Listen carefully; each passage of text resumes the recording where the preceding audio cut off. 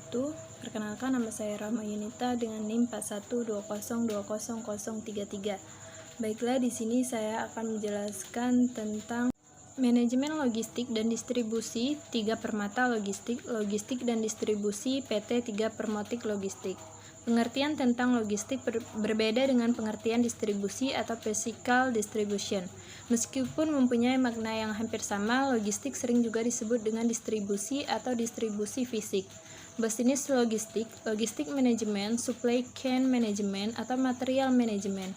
Manajemen distribusi fisik, manajemen distribusi fisik atau physical distribution management adalah memastikan produk tersebut sampai pada tempat yang benar dan pada waktu yang tepat. Distribusi fisik melibatkan perencanaan dan pengendalian aliran fisik, bahan dan barang akhir dari titik awal ke titik pemakaian untuk memenuhi kebutuhan pelanggan dan dengan pendapatan keuntungan. Physical distribution mempunyai makna penyaluran barang, jadi sejak pesanan distribusi sampai barang tersebut dikirimkan kepada konsumen. Adapun pengertian dari distribusi langsung. Distribusi langsung merupakan strategi di mana produsen secara langsung mengirimkan atau menjual produk ke konsumen. Ada beberapa cara berbeda untuk menerapkan metode ini. Beberapa perusahaan lebih suka melakukannya dengan situasi seperti e-commerce atau marketplace di mana konsumen bisa melakukan pembelian secara online. Adapun metode distribusi langsung yang lainnya yaitu dengan menggunakan katalog atau pemesanan via telepon. Cara ini umumnya menargetkan konsumen lama atau pelanggan yang memang sudah terbiasa melakukan pemesanan dengan cara ini. Satu faktor penting yang perlu dipertimbangkan jika kamu ingin menerapkan strategi ini adalah investasi yang harus disiapkan. Kamu harus memiliki gudang kendaraan serta staf yang bertugas mengirimkan produk. Walaupun di distribusi tidak langsung, istilah perantara kerap mendapatkan kesan negatif. Namun dalam distribusi, perusahaan justru bisa memperoleh kemudahan dalam menyampaikan barang ke tangan konsumen. Strategi tidak langsung ini melibatkan perantara yang membantu dalam logistik dan penempatan barang. Tujuannya tentu saja agar produk bisa sampai ke tangan pelanggan dengan cepat di lokasi diinginkan berdasarkan kebiasaan dan preferensi konsumen. Yang ketiga, distribusi eksklusif. Ketika produsen memilih strategi distribusi ini, mereka akan membuat kesepakatan dengan pengecer untuk menjual produk mereka secara etalase tertentu saja.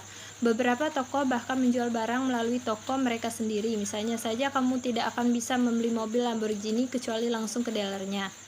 Yang keempat yaitu distribusi intensif. Dalam strategi distribusi intensif, fokus produsen adalah memasukkan sebanyak mungkin produk di berbagai lokasi retail. Salah satu contoh produk yang didistribusi dengan cara ini adalah permen karet atau soft drink. Kamu bisa menemukan keduanya di berbagai tempat mulai dari pom bensin, toko kelontong, hingga minimarket. Yang kelima yaitu distribusi selektif. Strategi distribusi selektif bisa dibilang sebagai jalan tengah antara distribusi intensif dan eksklusif. Dengan menggunakan strategi ini, produk bisa didistribusikan di lebih dari satu lokasi, tapi jumlahnya tidak sebanyak yang bisa dilakukan dengan menggunakan distribusi intensif. Misal saja beberapa merek pakaian bisa ditawarkan secara selektif. Gucci misalnya, mereka bisa memilih untuk mendistribusikan produknya melalui toko-toko milik mereka sendiri, namun mereka juga bisa memilih beberapa mall atau department store untuk menempatkan produk di sana.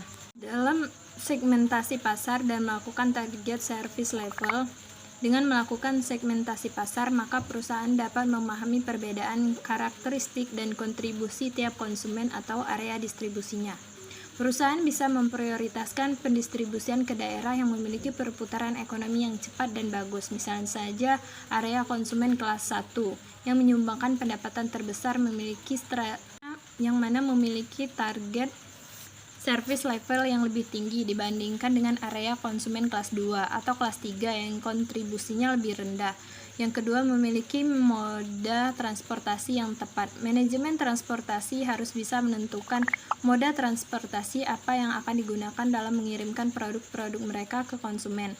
Hal ini tergantung jenis barang yang dikirimkan. Kombinasi dua atau lebih transportasi tentu bisa atau bahkan harus dilakukan tergantung pada situasi yang dihadapi. Yang tiga, melakukan penjadwalan dan penentuan rute pengiriman. Salah satu kegiatan yang dilakukan oleh distributor adalah menentukan kapan mode transportasi tersebut harus berangkat dan rute mana yang harus dilakukan untuk memenuhi permintaan dari sejumlah outlet atau toko retail yang ada. Demikianlah penjelasan dari saya. Terima kasih. Wassalamualaikum warahmatullahi wabarakatuh.